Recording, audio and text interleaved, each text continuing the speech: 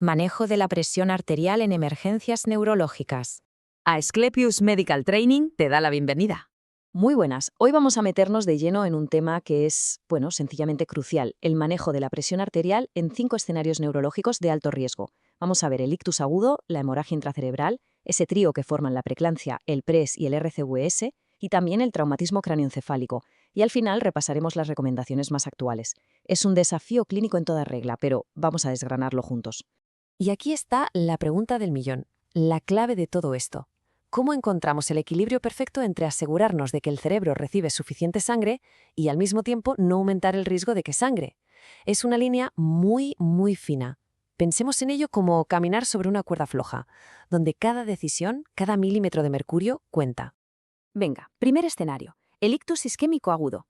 Tenemos que imaginarnos esa zona del cerebro en penumbra, esa área que está ahí, en el limbo, en riesgo pero que todavía podemos salvar. Está luchando por sobrevivir.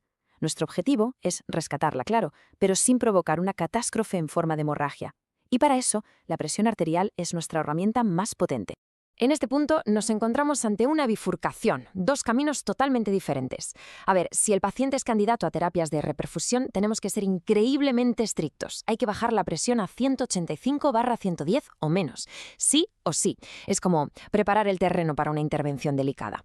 ¿Pero qué pasa si no es candidato? La cosa cambia. Ahí podemos permitir lo que llamamos hipertensión permisiva, hasta 220/120, para intentar forzar a que la sangre llegue a esas zonas que tanto la necesitan.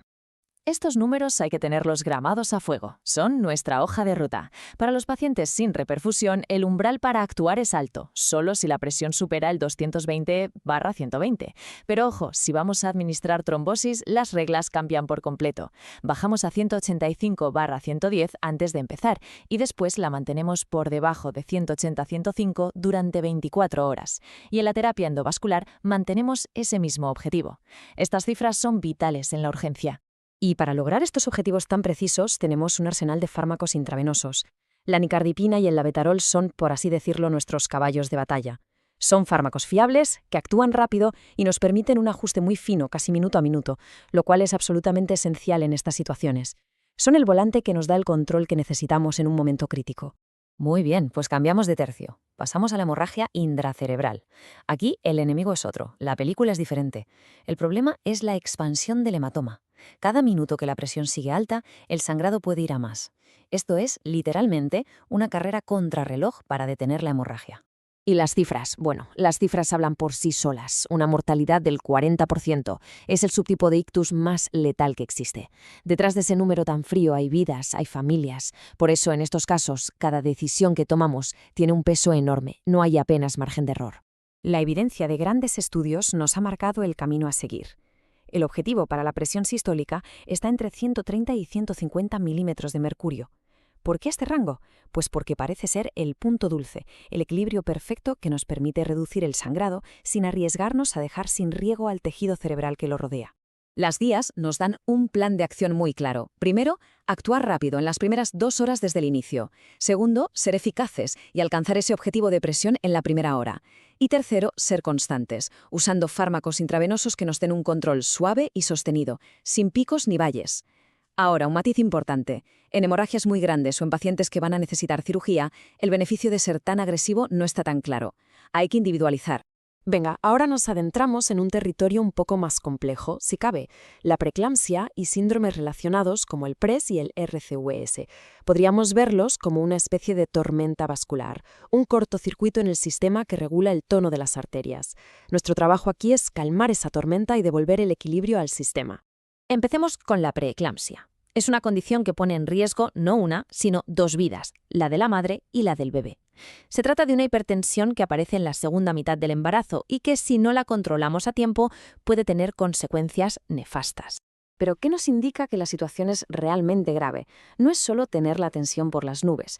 Hay que fijarse en otras señales de alarma, en las banderas rojas, que las plaquetas caigan en picado, que los riñones o el hígado empiecen a fallar, que la paciente tenga un dolor de cabeza persistente, visión borrosa o incluso dificultad para respirar. Todas estas señales nos están gritando «actúa ya».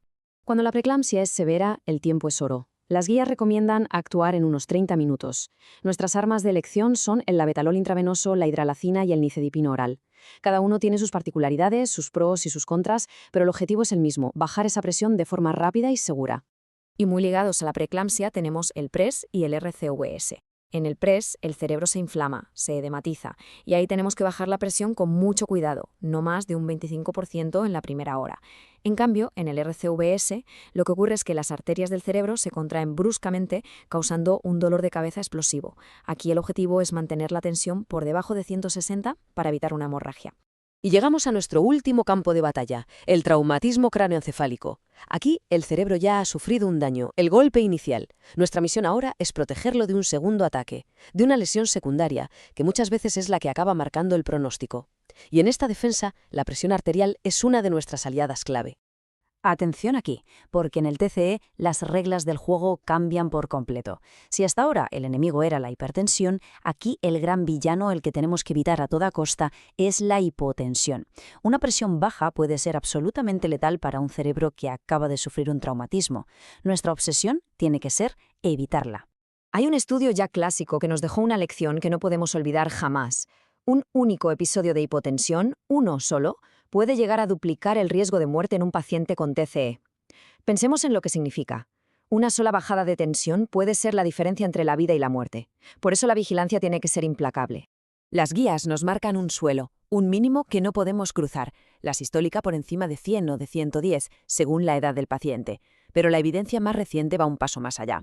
Ya no se trata solo de evitar la hipotensión, sino de buscar un rango óptimo. Y todo apunta a que una sistólica entre 130 y 150 es donde se asocia la menor mortalidad.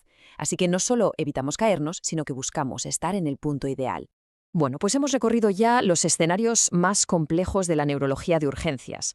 Ahora, para terminar, vamos a quedarnos con lo más importante, con esas ideas clave, esos puntos que nos llevamos para la práctica clínica diaria.